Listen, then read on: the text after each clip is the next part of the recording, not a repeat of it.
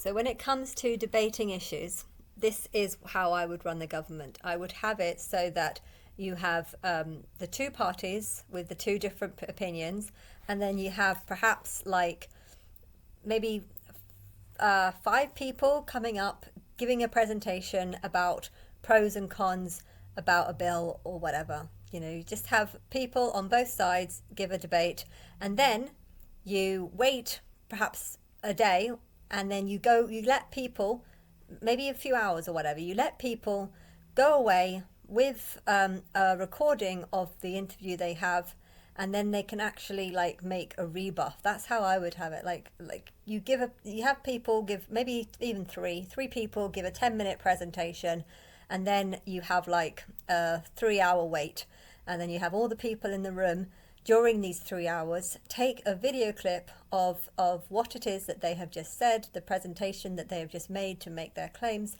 and then you get them to say, so if someone says cutting this claim is going to put 730,000 people into poverty where it's so bad that they can't afford food.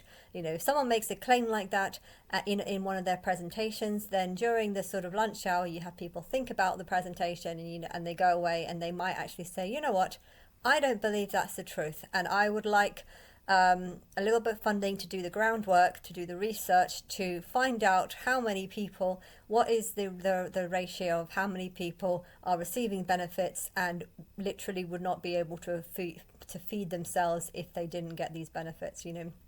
I think, though, I don't know how it works with funding. If you are claiming disability benefits and you have a bunch of bank accounts but you haven't declared them, is that possible? I think there is a problem with the banking system if people can have bank accounts and hide it. If someone's claiming benefits, they need to give a national insurance number, and this national insurance number needs to be linked to their bank so they can prove that they genuinely need the money. And that's how I would do it.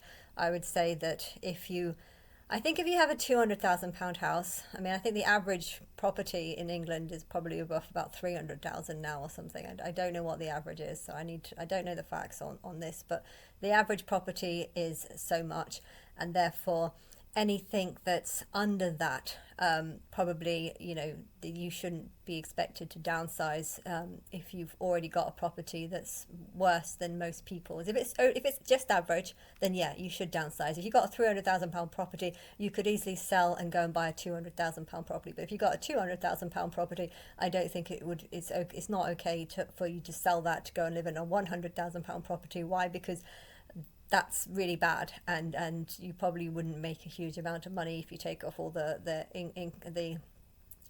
taxes and the capital gains tax and stamp duty for the next property. And if you are very unwell, you might even find that you don't even have the physical ability to move.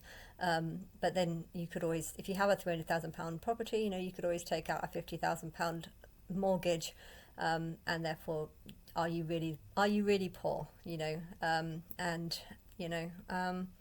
think someone made a comment on my claim about how you don't know how hard it is for disability people to get a job, and I'm just like, yeah, I've been jobless all my life. I've never once had a salary. I've never once had a job, and I'm not actually disabled.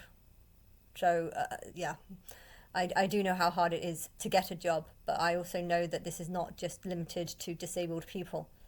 And again, disabled can mean anything. Disabled, I would say that my dyslexia should count as a type of, disability.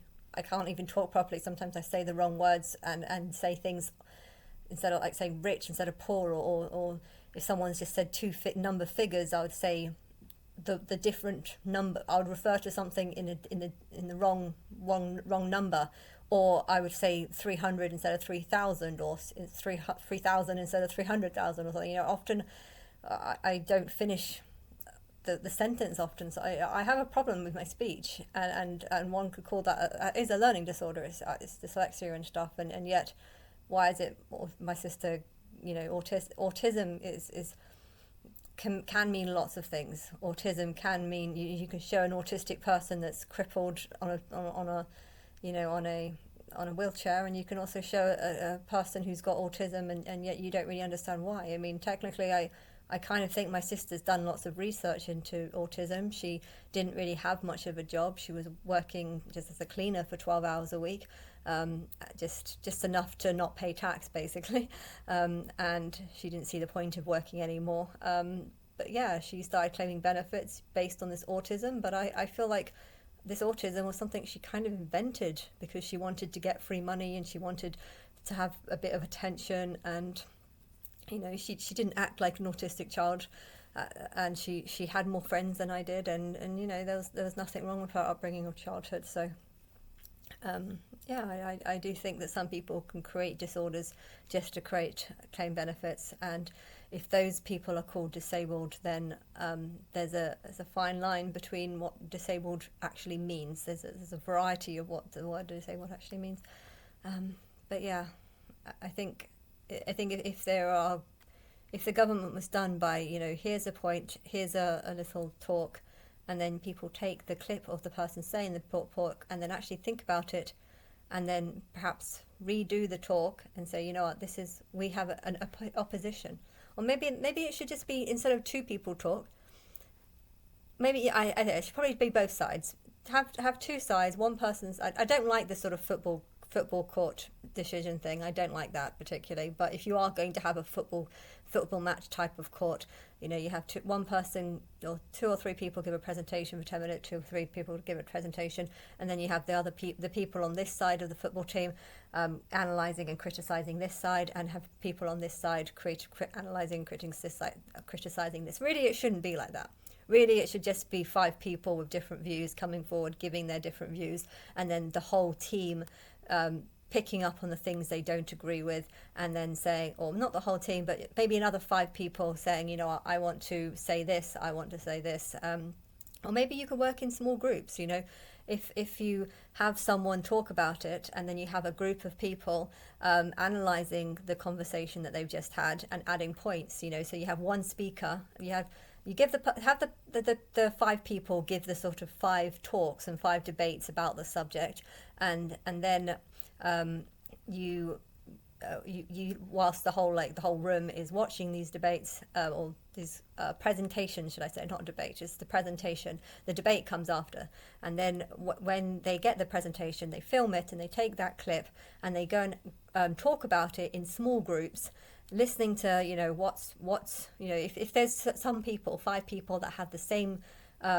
sort of beliefs or same sort of views, they can watch the clip and then they can choose a speaker and they say, I want you to criticize this, and make points about all the things they want to criticize in where they want, or what they can do to find out if the information is truth, or what she didn't explain properly, and then that to me is an intelligent way of analyzing things, not just talk. That